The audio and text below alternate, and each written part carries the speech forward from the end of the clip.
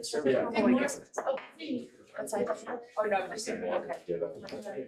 It's my name. Yeah, your name. Didn't know if I was being Lonnie or Nick today. Good morning, everyone. This is our staff meeting for Monday, March 23rd. We will start with the warrant review and approval. Is there anything of note? Okay. Start on page 1 of 4.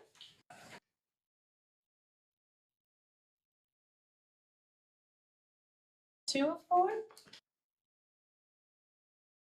Oh, wait. Like you with us? We're good. Yeah, I did have something. Okay. Yes, please. Page 2. This might be for Ken to answer. On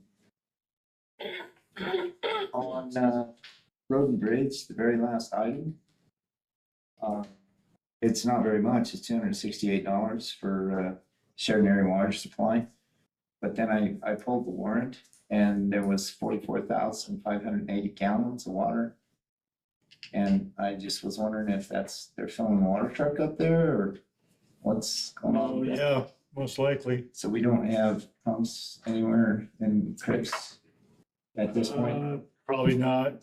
You know, this weird winter, they probably needed to do something and we don't really go out and throw pumps in creeks this time of year. So it's probably easier just to fill up at the bridge. So, But we won't, I mean, here after this, they're gonna go to pumps, correct? Like, I mean, well, yeah, we always try to every time we can, but this year it might be I was gonna talk about that at some point. Okay. It might be a different year. If we can't get water, we're probably gonna be looking at purchasing water. right, that's why I brought it up. But Okay. give you, thank you. Yep. Anything else on page 2, Mike? Yep. No? Okay. Page 3. Great. That's all we have. I would look for a motion between the 3 of us. Thank you. Madam Chair, Yes, Commissioner. I move to approve the warrants as presented. Second. Thank you. Any discussion? All those in favor, please signify by saying aye. Aye. Aye. Motion carries. And moving on to staff and elected reports. Good morning, Mark. Morning, Madam Chair, members of the board, Mark Reed, county planner. I thought I'd just go ahead and defer anything that I might have to this kind of file, if that's okay with you. Unless you have Sure. other questions regarding zoning, subdivisions. I think I'll just do that. Any questions? Okay. Thank you. Sounds great. Thank you. Coco. I was just gonna give you guys a quick update that we're still working on setting values, so we're working hard. But Yeah. a lot of time in here. Okay. No updated numbers yet. but- Okay. Appreciate it. I can smell the smoke coming up from Yes. downstairs. Okay. I was gonna maybe talk about it later, but yeah, we're working with the Board of Control on the water situation. They're pretty sure Montana's gonna call Thunder Reservoir this year, so it changes a lot of stuff. So we're looking at, they're gonna try to work with us on some stuff, and we're most likely gonna open our well up in Little Goose Canyon. Mm-hmm. Okay. So that'll help some, but right before, we're probably looking at filling up at the Road and Bridge shop and maybe even the city of Sheridan's on Crow Lane this year, could be, so. Okay. Just gotta have water. Yeah. And then I got, we opened bids for what would have been the CMAC project, but it's a regular project because the CMAC money now. Mhm. And I'll have that to you on next Monday for considered award to that Okay. contract. We had typical one bidder, only contractor that does this type of work, so. Okay. I don't want to wait till the regular meeting because he needs to get, if we're going to award it, he needs to get going because he gets his product on rail. Okay. That's why I have it on staff meeting next month. Okay. Commissioner Ersing. Madam Chair, that requires the vote and we actually could do that vote because of bidding and stuff. Is that correct? Correct. Okay, so we're good. Next staff, yep. That's all I have. Okay. Any questions? Yeah, thank you. Deb, good morning. Misty? Dr. Bird? No? Hey, Renee. Anything this morning for us? No, I haven't. Okay. Jesse?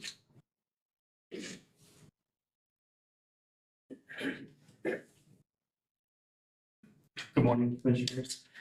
Jesse, Emergency Management. Just want to let you know you have 2 items on your agenda coming up on next Tuesday, the regular meeting. First is going to be the Emergency Operations Plan. That's been reviewed and updated, so it's just for your final review and approval. Once that's completed here at the county level, then I'll be going to each of the town councils, also asking for their approval on that plan to participate in it. So that's part of the requirements for most federal funds is that they have an operating emergency operations plan. And so we'll be going to each of those town councils after, of course, the approval of the commission here. Okay. And then also we been working with Bighorn County, Montana to do to do an agreement there. And currently, we've been just doing on a handshake, all the funds and resources and things like that we share across state lines. So this will just formalize that process for my office, for the fire warden, and for road and bridge, so that there's an actual written agreement on how we'll operate going forward on that process. So they've already signed off on that agreement up there in Bighorn County, Montana. So I have a copy of that. Once it's approved by the board here, then it will go to our respective state attorney general's offices for their final signatures, because it does go across state lines, so it does require that. Okay. If you have questions on either one of those, please let me know.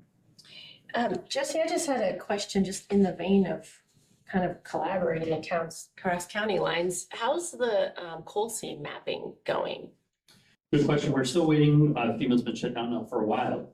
So they have come back a couple of times for requests for more information on that process, but it still is proceeding. So it's just Okay. at federal government pace. So I do expect that we should, in the next few months, actually see that award agreement come to the 3 counties for that approval and move forward with that mapping Okay, process. and then get mapping. Okay. Yeah. Okay. Any questions for Jesse? Nope. Nope. Okay, thank you. Thank you. Appreciate it. Amy, good morning.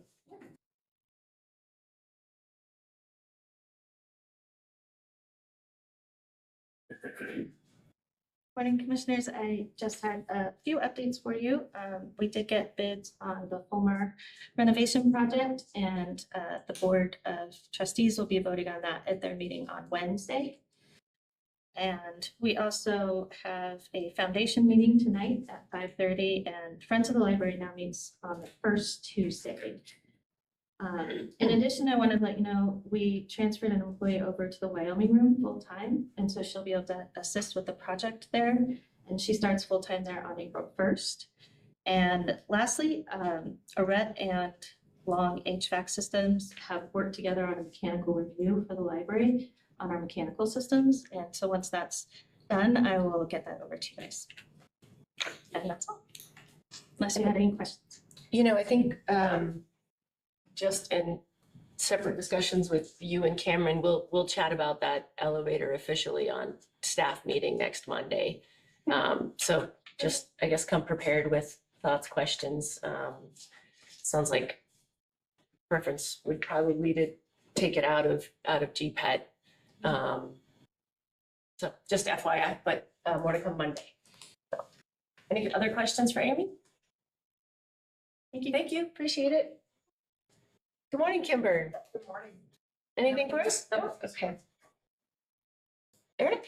Don't have anything breaking down or, I mean, we do, but we don't need. Thanks for being here. Robert, anything for us this morning? Nothing today. Okay. Diana? Nothing? Okay. Okay, okay. No, thank you. Kelly? Kenny? Levi?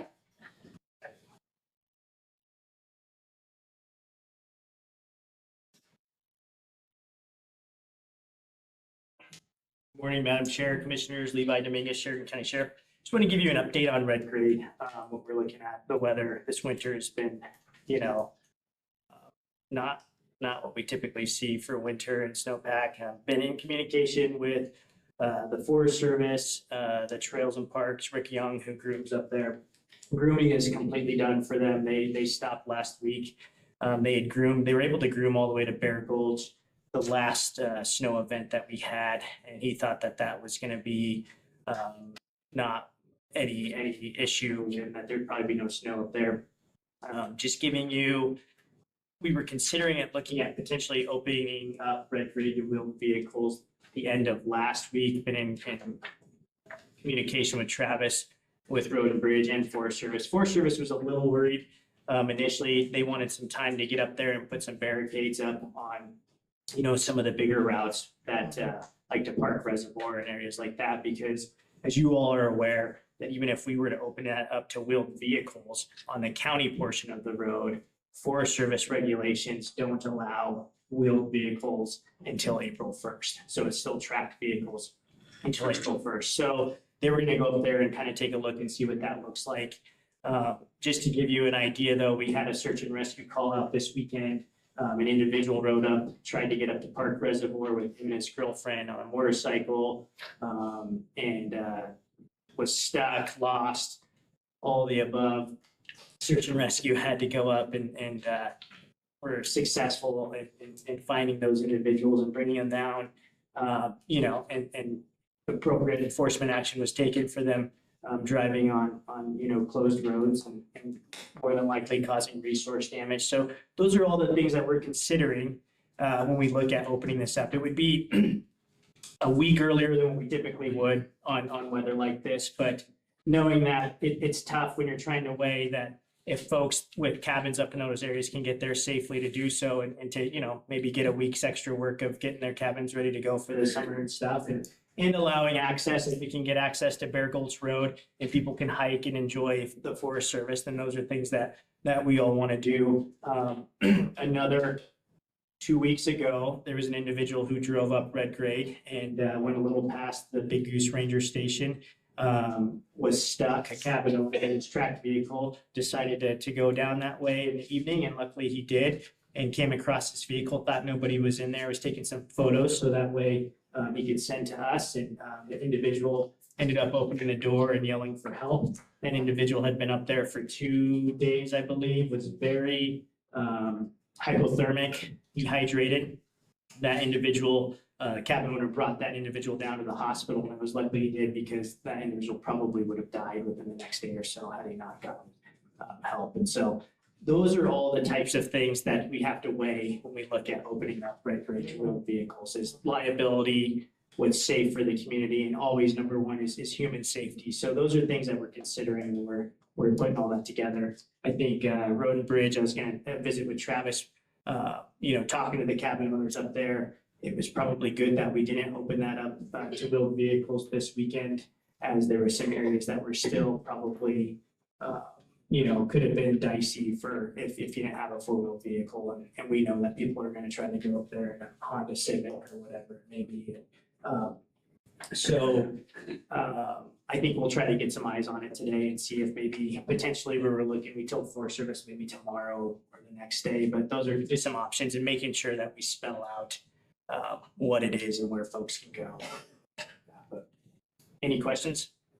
No, thank you for your guys' time. I know that's a lot of It is. extra hours on these shoulder seasons. And so when you talk about that, and, I said, yeah, we can certainly give it a try with adjusting, kind of having some flexibility within the resolution. But, just one more thing that, and you may not think that it's a lot, but phone calls, getting eyes on it, extra deputies maybe going up and look at it, Road and Bridge crews going up to look at it, just to either keep it open a little bit longer before you go into winter season, or potentially opening up a little sooner than typically when we had the hard dates and stuff. So we're looking at different options, a digital sign, at the base of red grade that we can control.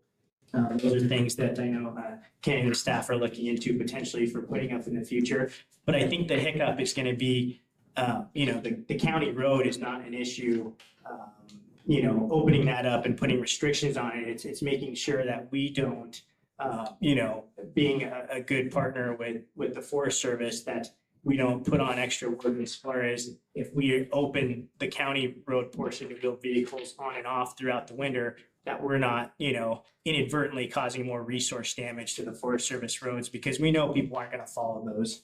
We know that, they're going up, and we say that, yes, it's open to the county portion, you can park and then go up, but people are gonna take their side by sides and cause resource damage. And so trying to find a happy medium between that, and I'm open for that, working with the Forest Service and seeing if we can come up with better ideas. We knew it was gonna be more time and money, but it was our best effort to be responsive to the public. So Yeah, and absolutely. that costs money. Yeah, But and thank you. absolutely. And we'll keep working through it. So the sign might be an option, and we'll keep working with Forest Service and seeing how we can find it. Again, it doesn't matter if it's closed down where it's at right now. We're still having people drive. I've got 3 or 4 emails that I need to look through of the cabin owners, having photos of individuals that have driven up there that we follow up with and take proper enforcement action. So regardless if it's open or not, people are still violating that. And that's just the way it is. Okay. Any questions for you? No. Thank you again, Lena. I Yep. appreciate it. Clint? No? Cameron? Madam Chair, Commissioners, good morning. Chris Thomas was supposed to be here today.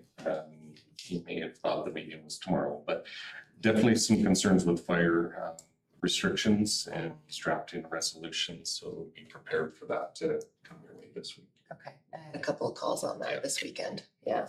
That's all I have. Okay, thank you. Commissioner Jennings? I had a couple of things. First of all, I just kind of wanted to give an update on our committee for rules. Clint and Nick and I have met several times, making some progress on rules. We found some great resources from another county to kind of start off with. And I think maybe another couple of meetings and we'll have it ironed out and we'll bring it to this board. Secondly, I will be out this Wednesday through Friday, going down to visit family in Cheyenne. The third thing is, I met with, Commissioner Arzi and I were invited to a meeting with business owners on Main Street in Brundage on the, concerns with the median, placed on the plans to place medians and get rid of that middle lane. They brought up a lot of good points, and so I'm going to be working on a letter, kind of, I think what I'd like to see is a letter from the Board of County Commissioners supporting the business owners, but also requesting for more time for public comment. I think that was one of the biggest things, was most of them felt like they had not had an opportunity to really express their concerns. And I know there's petitions going out with hundreds of signatures that have been collected. So anyway, I'll be working on that and bring it back to this board to look at. So. Sure. That's all I have. It's coming up, item 6, outside that I don't have much. Okay. All right. Well, I don't have anything for this morning. So we'll just move on to discussion on the GPET application process for fiscal year 26-27. Cameron? Madam Chair, 2 weeks ago, I brought up the topic of GPET application process, what it would look like, it might come before you as applications and your discussion process. But this first step was just to get an application posted. After the meeting, there were some questions raised by a commissioner, so it's just back on here so that you can air your concerns, comments, questions, answer anything you have. Commissioner Arzi, Commissioner Jennings? Anything on that?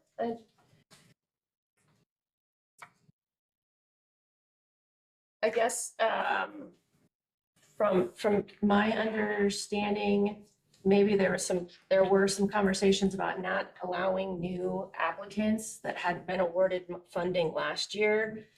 And along with that concern was also the conversation that we can't not let people apply for that funding. And we've been moving the goalposts since this was passed on the ballot back in 2022. You know, at the time, it was going to be an annual request for 4 years. That's what the application looked like. And again, I just don't want to be changing the goalposts. I mean, we already have. So I don't think we should be, I guess, putting a wall up for applicants to come back, even if they didn't get funding last year. Madam Chair. Yes. Well, I don't agree with this particular way to use the GPET funds. I would agree that I don't want to say this, this group of individuals can apply, but these can't. So I do want to keep it open. I think that's a different discussion than the actual allocating of the funds to whatever entity. I want to make sure every entity has the opportunity, whether we agree with it or not. That's a different thing. So. Okay, well, we had this on the agenda before. There weren't any comments made during the meeting. They were made afterwards. So we just wanted to make sure people had an opportunity to express concerns. So, yes. I'll get this posted this afternoon. Okay, thank you. Appreciate it, Cameron. Moving on to discussion, and again, this is just discussion on the proposed MOU with the city and county regarding subdivisions within 1 mile of city limits. I'll call on Mark Reed, County Planner. Thank you, Madam Chair, Mark Reed, County Planner, members of the board. So you're all aware that county received a draft MOU regarding developments within the fringe area, if you want to call that, the city of Sheridan, Ohio, and then the city is also in their proposed draft to find another geographic area that's closer in, within 400 feet of the city limits. Seeking to, I think their end goal is to seek development that looks more urban in nature than what may occur in that area, as well as one of the key aspects of the agreement is essentially they would control what that development looks like, and before it ever reaches you as a board for your final action. This does not, the way it's drafted, let the board out of the process. You still have to be a part of the process, and it's still going to be in the city. So, but they, by the terms of this draft, you would have pretty much final say on how these things look, and in terms of their standards. Is it going to be paved, curb gutter, sidewalk, water, sewer, all the above? So that decision making, if you went along with this, is going to be in their court. Whereas today, by the current MOU, we take their comments and evaluate them, and it's up to the county and what standard that might take and what development, what it might look like. So anyway, I don't know if I really want to, it's up to you guys, but to dive into the terms of the MOU, I think before you do that, there's really big picture things that we need to be considering. First of these is planning, second of all, the politics of it, and thirdly, the administrative end of it. From a planning perspective, I really believe that good municipal growth is good county growth. Anything we can do to encourage growth in a compact sequential order out from the city is a good idea for everybody. It's good for the ratepayers. It's good from the efficiency standpoint. So I think that's a good end to try to achieve. Whether this is the way to do it, I'm not totally. So that being said, rural development that occurs right on the edge of the city can present an effective block to city growth. I've seen this over and over and over in my years working here and other places where rural development happens right up to the edge of the town and effectively blocks expansion of the city in a particular direction. That's just, you know, it's kind of a no-brainer in my opinion. That can't occur. Sequential extension of services. Not what I mean by services, typically water, sewer, reduces the upfront as well as ongoing costs to the city, to the ratepayer, to the taxpayer. And so whatever we can do, whether it's again this MOU or not, I think we ought to be looking at those types of tools. Efficient city growth can absorb more housing demand, reducing demand for rural land. So it takes the pressure off the far-flung areas and accommodates housing needs in and around the town, or would ideally, in my opinion, that's where it should.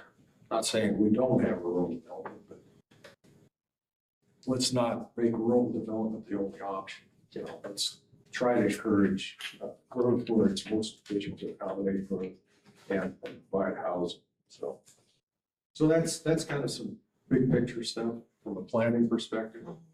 Politically, there's this perception if this was, and this is getting more into your realm and not mine, but obviously there's probably some folks out there who don't want to be under the city's control. And this is definitely city control outside the city. And so that's one that you guys have to wrestle with. I know, you know, if you decide to go this way, that's just be aware of it. I think you know that already. Even if this MOU were implemented, do we want urban type development outside the city? So for instance, we adopted this MOU. An application came to the county for a subdivision. The city said, okay, you're going to have all these improvements. It's going to look just like the city, but we're not going to annex it. Do we want that as a county? Do we want urban growth in the county? You know, this isn't urban growth supposed to be in a city. So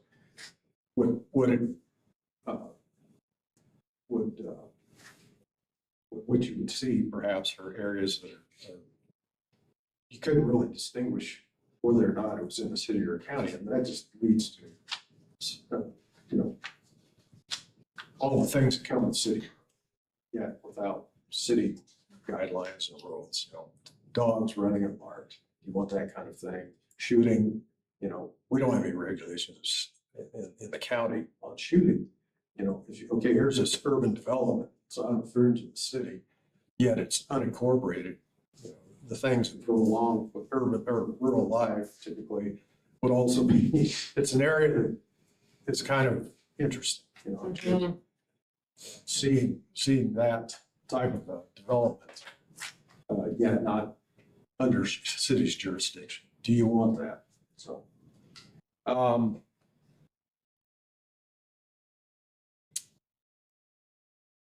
even if we did do the MOU, is the city ever going to step up and annex these areas? You know, okay, we go along with this, we do this, we have them build it just like a city subdivision. This is city. My observation is, not only sharing, but a lot of cities are very reluctant to annex, force annex areas, and for a whole variety of reasons. It's hard to make your neighbors mad. So I think annexations in big cities occur a lot easier, small towns, but it's a situation where annexation still may not occur. You know, here we've accommodated it and provided for it, but shouldn't that perhaps become a part of the city? And I understand the issues there, the state statutes, really, the city-initiated annexation exceptionally painful. And I think cities in Wyoming are really hamstrung. They make it so difficult for municipalities to expand by their own initiative. And so, I can't blame a municipality for being reluctant about taking in adjacent areas because it can be just an absolute bloodletting in many cases. I think it's going on in Cheyenne right now. You read the papers down there. There's these areas adjacent to Cheyenne. The city of Cheyenne's trying to take them in. They're right on the fringe of the town, but I mean, it is just, annexation wars are probably one of the ugliest things that happens in our local government. So the third point I want to bring up is, for me, as an administrator of the subdivision regulations, what's that going to do to the process? Is that going to increase the processing permit time? That's something I really don't want to do. I don't want to see that happen. And if we do decide to go along with this, I would say before you ever go there, that you have a flow chart of how this process is going to work, all the steps along the way before we get to the end, and have definitive steps, because right now it really doesn't talk about that. It's very vague in terms of what the process looks like. And subdivision process is long and onerous, just the way it is now. And so I don't want to make that worse. So if you guys decide to pursue this, I think from my perspective, this administrator, ask the city, okay, what's this look like on paper? Show us all the stops along the way before a person has their permit to certify. So anyway, that's kind of my take on it. So Mark? Yeah. Would it?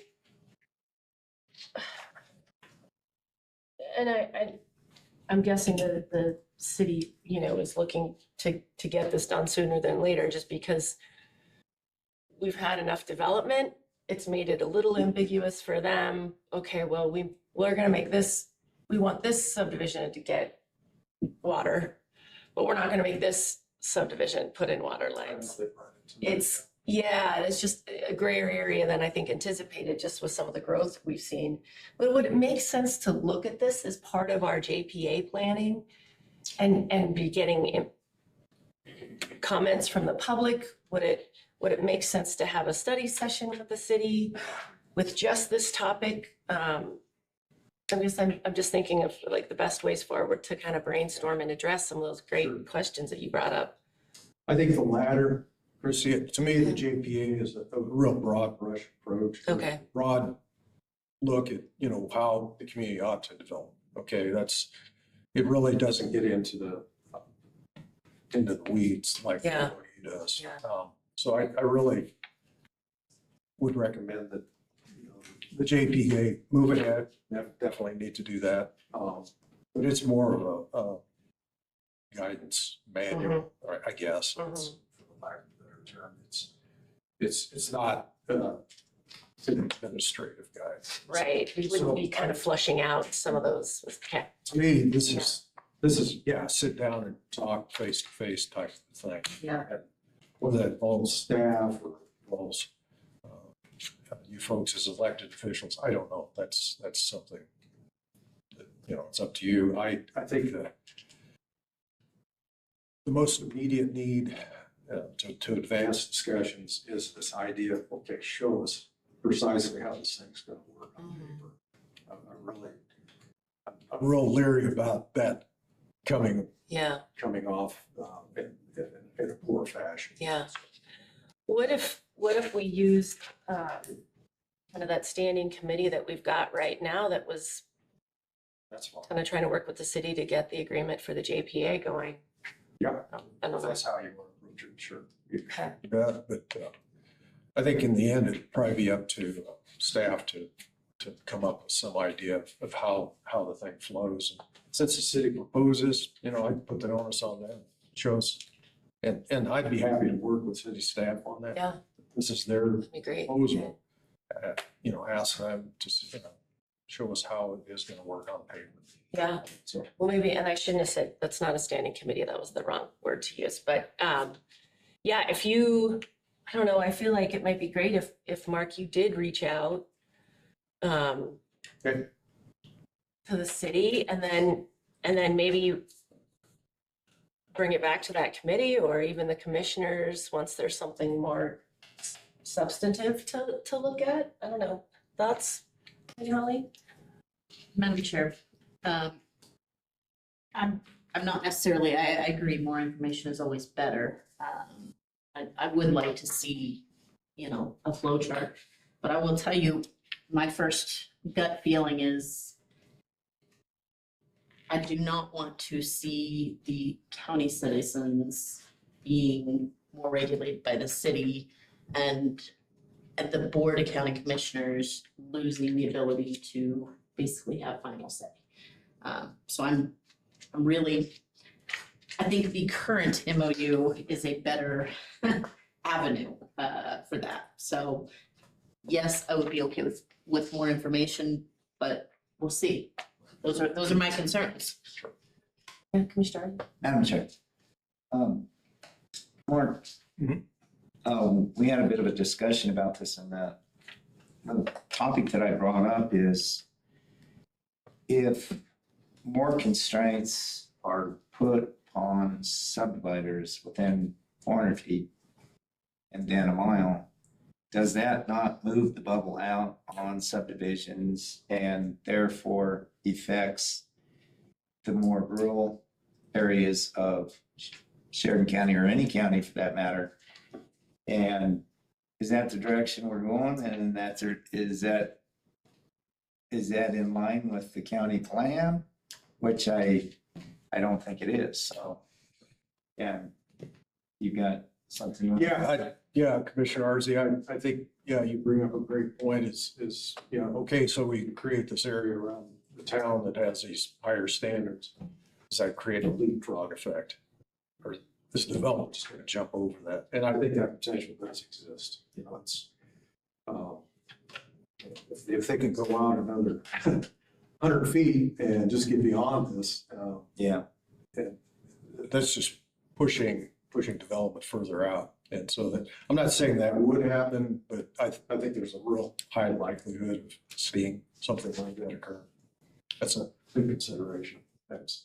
And it might, and maybe it's just discussion as a part of that annexation, but it'd be nice to, I'd like to know how they'll treat county roads adjacent to some of those more, you know, city appropriate developments that are curb and gutter and I don't know, we got some stragglers out there still, so.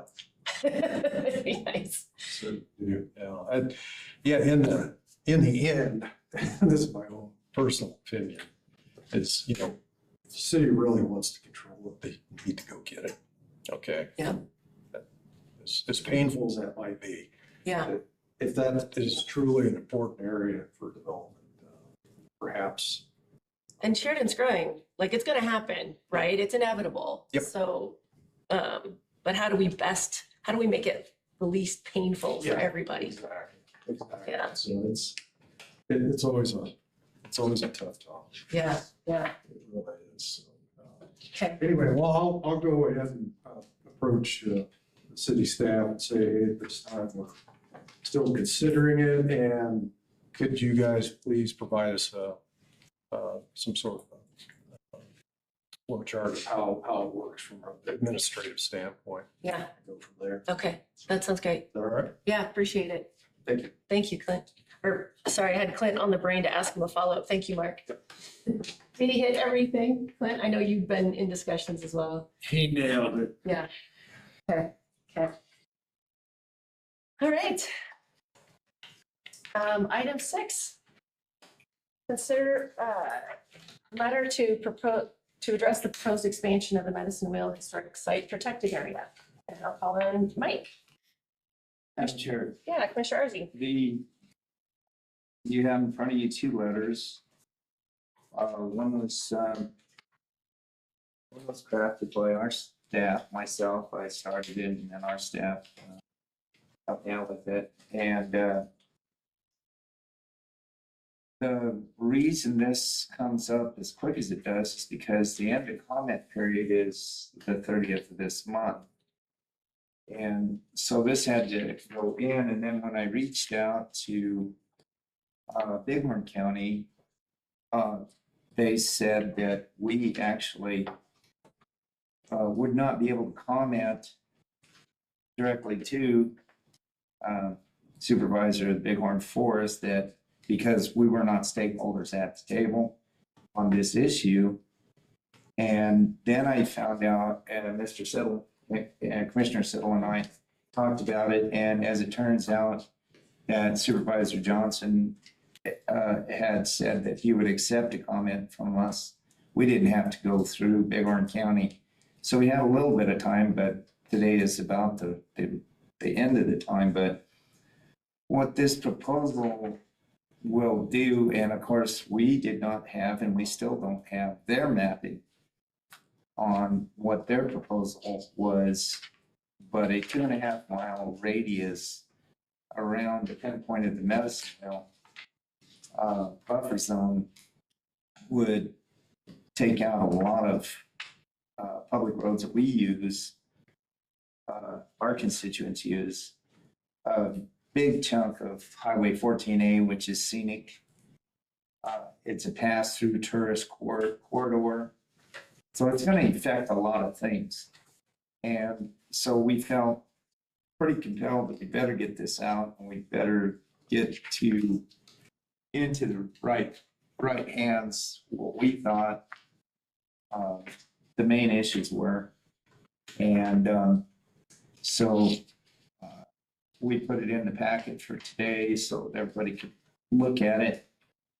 And Mr. Siddle and I, or Commissioner Siddle and I, we actually looked over each one. We had them both, and we looked at each one of them, and the way they're written, we can also pass them on to the city or other municipalities or the town of Buffalo even, or Manchester, Dayton, whoever, that, and they could utilize this same format. But it's important that our people, our constituents get heard about this. So I think it's an important issue, and I think it's kind of like one of those that if we don't speak up about it, and silence is not going to do us any good about this. So that's why I brought it in front of the board today. Sure. Yeah, thank you for your work on that. Like, I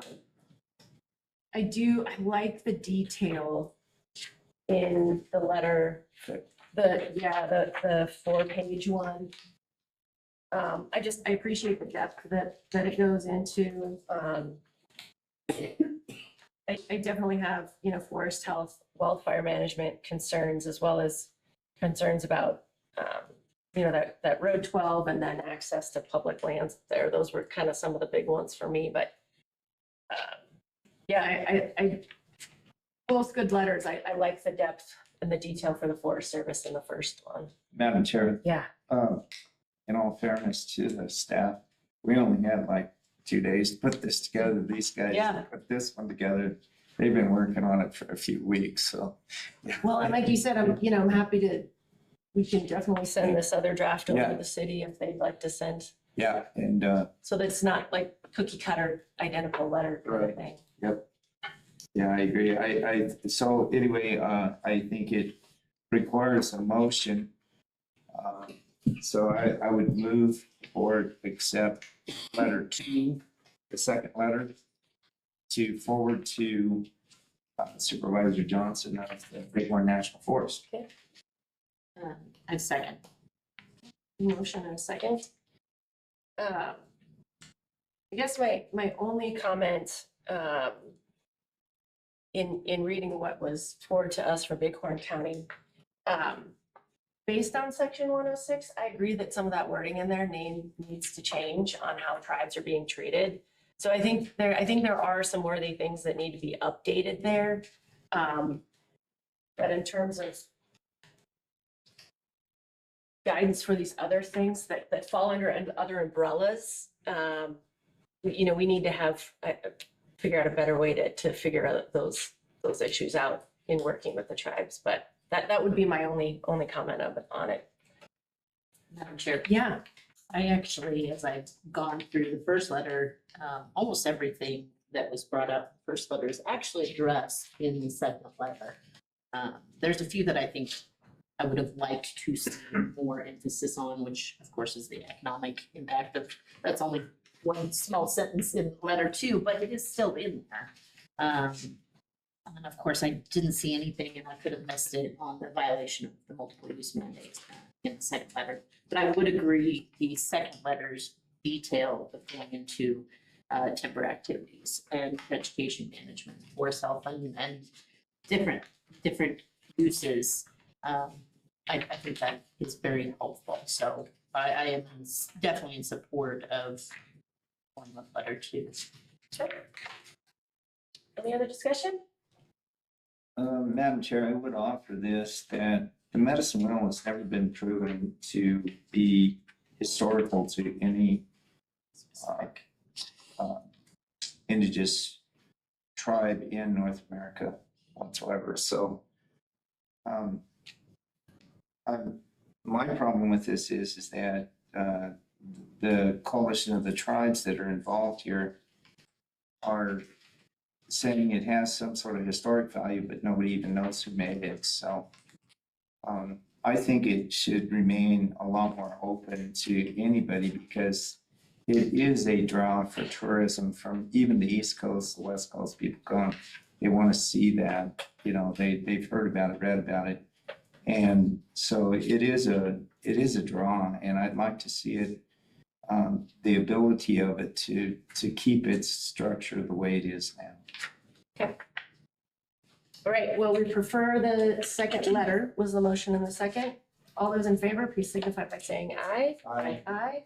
Those opposed, motion carries. All right, and then our last item on the agenda is to consider a request from the city of Sheridan for Sheridan County to participate in the spring, fall, and community cleanup costs, and talking about a specific amount today. And I'll turn it over to Cameron Duff. Madam Chair, Commissioners.